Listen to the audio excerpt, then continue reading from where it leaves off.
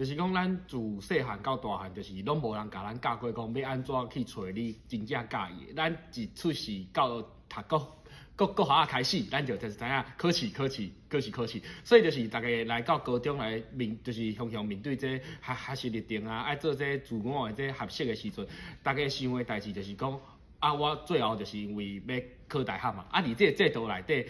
咱共款看重的就是嘛是共款咱的成绩啦。这学习历程的时阵，大家就是看到就是感觉讲，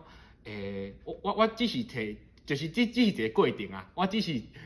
摕一个资料来互大学教授，毋过上重要的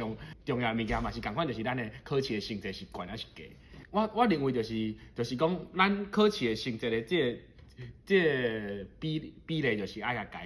降较低，啊，互学生囡仔爱有较侪时间会当去探索。